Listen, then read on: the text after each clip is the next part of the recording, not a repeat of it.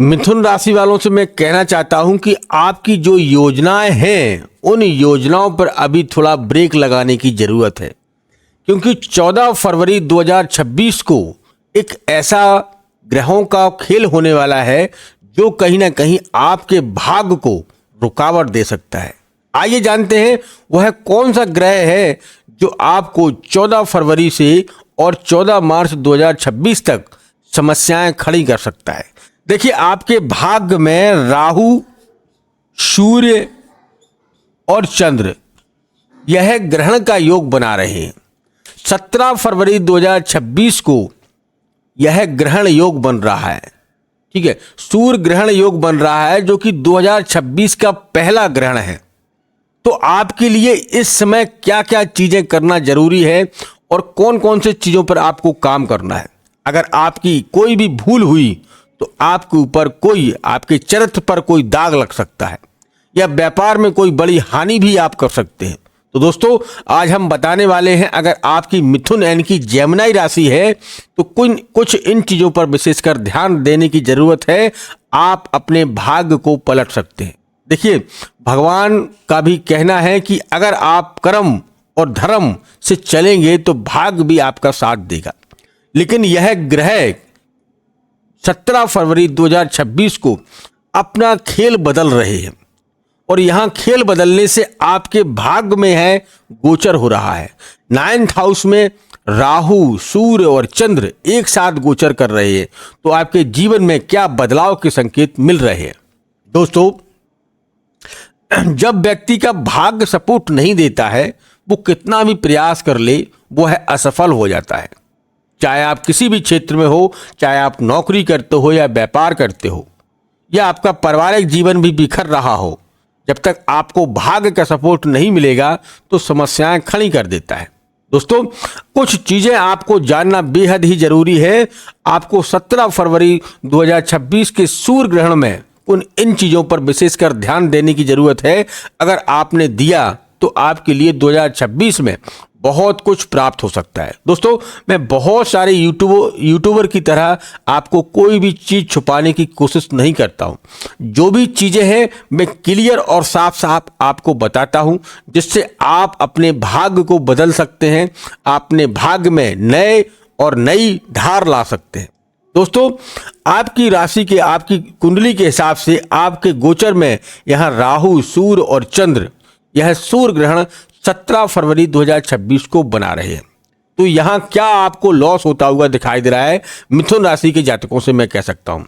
देखिए, अगर आप कोई नौकरी चेंज करना चाहते हैं या आप सोच रहे हैं तो भाई साहब, अभी 14 फरवरी से 14 मार्च तक कोई भी नया कार्य ना करें, क्योंकि ऐसा भी हो सकता है कि आपने चेंज करने जा रहे हैं तो ये भी जो नौकरी चली आपकी जाए और दूसरी नौकरी में भी आपको सफलता ना मिले।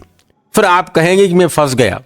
यही इल्यूजन, यही भय पैदा करेगा राहु सूर्य के साथ में, क्योंकि सूर्य आत्मबल का कारक है, नौकरी का कारक है और यहीं पर यह अपना भय पैदा करेगा। देखिए, राहु को आपको पता ही है, एक हवा है, मायावी है, और सूर्य एक राजा है। राजा होने के साथ साथ कलयुग का राजा जो है राहु भी है। तो दोनों ग्रहों का टकराव हो रहा है 17 फरवरी 2026 को। मैं इसलिए कह रहा हूं कि चंद्र भी यहां पर विराजमान रहेंगे 17 फरवरी 2026 को, जिस दिन यह ग्रहण लग रहा है। तो आपको किन किन चीजों पर सावधानी बरतने की जरूरत है और कौन कौन से काम इस समय आप ना करें। देखिए, अगर आप अपने व्यापार में कोई नई दिशा देना चाहते हैं तो निश्चित तौर से अभी आप रुक जाइएगा, क्योंकि ऐसा भी हो सकता है कि आप नया काम करने जाएं और उसमें आपको बहुत बड़ा लॉस भी हो सकता है। क्योंकि राहु तो आपको ये मानकर चलिए कि आपको कहेगा, आपके मन में प्रभाव देगा, क्योंकि भाग्य में बैठा है तो कहेगा कि करिएगा, आपको अच्छे लाभ मिलेंगे। लेकिन राहु क्या है, सूर्य और चंद्र को यहां ग्रहण बना रहा है। ग्रहण से आपकी जो है मानसिकता को बदल देगा। जहां आपको लाभ होना चाहिए था वहां आपको हानि देगा। पारिवारिक संबंधों को भी बिगाड़ने की कोशिश करेगा। तो इस समय आपको क्या करना चाहिए जिससे आपको लाभ मिले। देखिए मित्रों, यहां पर राहु के साथ में सूर्य और चंद्र बैठे हैं और राहु किस नक्षत्र में बैठा है? शतभिषा नक्षत्र। बहुत सारी वीडियो आपने देखी होंगी। राहु को शतभिषा नक्षत्र में बहुत ही बलवान माना जाता है, अति बलवान, क्योंकि ये राजा की तरह ही होता है। और साथ किसका मिल रहा है? शनि का साथ मिल रहा है। शनि के साथ में होने से ये अपने आप को अति बलवान मानता है। अब इनकी दुश्मनी के बारे में समझिएगा। सूर्य और चंद्र। आपको पता है कि समुद्र मंथन के समय जब अमृत पान का बंटवारा हो रहा था, उस समय यह राहु, जो एक स्वरभानु नाम का एक राक्षस है, स्वरभानु, जो कि बहुत ही चालाक, बहुत ही जिद्दी और मायावी है। ये कोई भी कार्य को छल से पलट देता है। इसके अंदर इतना छल है, इतना कपट है कि कोई भी चीज को पलट देता है। अब क्या है कि यह मायावी होने के साथ साथ यह देवताओं के बीच में जाकर बैठ गया, और देवताओं के बीच में बैठने से और यह अमृत पान करने लगा। जब तक भगवान विष्णु को सूर्य और चंद्र बताते कि भगवान, हे भगवान भोलेनाथ, हे विष्णु, आप जिसको जो है अमृत पान करवा रहे हैं वह कोई देवता नहीं है, यह कोई राक्षस है, तो भगवान विष्णु को गुस्सा आती है और इसका सिर जो है अलग कर देते हैं।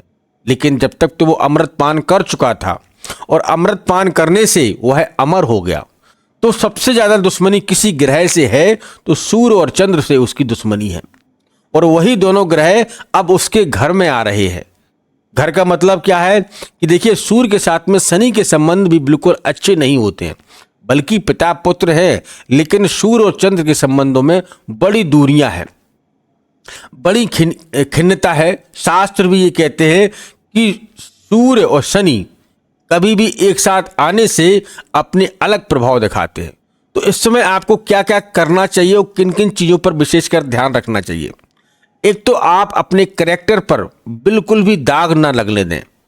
कोई भी आपको फुसला सकता है, किसी प्रकार से आपको अपनी मायावी जाल में फंसा सकता है, और वही व्यक्ति आगे चलकर आपसे, आपके जो है स्टेज पर, आपकी जो है इज्जत पर दाग लगाने की कोशिश करेगा।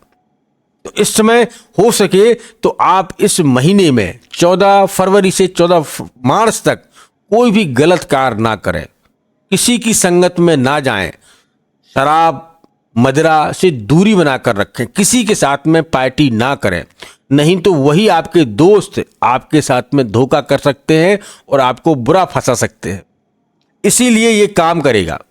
और विशेषकर 17 फरवरी को आपको घर में रहकर भगवान की पूजा पाठ करनी है और अपने काम से काम पर ध्यान दीजिएगा। बॉस से अधिक बातचीत ना करिएगा, नहीं तो जो आपका बॉस है वो कल तक आपका सपोर्ट कर रहा था, कोई ना कोई आपकी चुगली करेगा, पीठ पीछे से आपके बॉस के कान भरेगा, और कहीं ना कहीं आपकी जॉब पर भी आंच आ सकती है। तो इस समय क्या करना है कि शांति का परिचय देना है, भगवान शिव की और सूर्य भगवान की आपको आराधना करनी है। अगर यहाँ पर आपके कार्य बिगड़ते ही जा रहे हैं तो निश्चित तौर से आप हनुमान जी के मंदिर में अवश्य जाइएगा, क्योंकि हनुमान जी ही जो है कलयुग में राहु को कंट्रोल करते हैं। कलयुग का राजा है राहु, लेकिन कंट्रोल करने वाला एक ही मात्र ग्रह है, वो है हनुमान जी, और हनुमान जी ही इनको कंट्रोल करते हैं। तो आप मंगलवार के दिन और शनिवार के दिन हो सके तो मैं तो ये कहूँगा कि आप सातों के सातों दिन हनुमान चालीसा का पाठ करें। अपने व्यस्त जीवन में से कुछ समय निकालकर हनुमान जी की सेवा करें, हनुमान जी को सिंदूर और घी अर्पित करें, लड्डुओं का भोग लगाएं, तुलसियों की माला अर्पित करें, पान के पत्ते पर राम नाम लिखकर हनुमान जी के गले में अर्पित करें। तो ये राहु का प्रभाव कम रहेगा और जीवन में जो समस्याएं आएंगी, आने वाली हैं, उनसे आपको छुटकारा मिलेगा और जीवन में फिर वापसी आप करेंगे और पूरा 2026 बहुत कुछ आपको प्राप्त करवाएगा। लेकिन इस एक महीने में सावधानी, मैं ये नहीं कह रहा हूं कि आप अपने कार्यों को बंद कर दें, बिल्कुल भी कोई कार्य ना करें, लेकिन सावधानी के साथ, अगर सतर्कता के साथ में काम करेंगे तो आपके साथ में कुछ घटनाएं कम होंगी जिनका फायदा आपको मिल सकता है। किसी की संगत में ना जाएं, मांस मदिरा से दूर रहें, लड़की बाजी के चक्कर में बिल्कुल भी ना फंसें। कोई लड़की या लड़का, ये लड़कियों से मैं कह सकता हूं कि आप किसी लड़के के ऊपर अट्रैक्ट ना हो, नहीं तो कल के दिन कोई दाग आपके ऊपर लगा दे, क्योंकि प्रेस्टेज एक बार अगर चली जाती है तो जीवन में वो लौट कर नहीं आती है।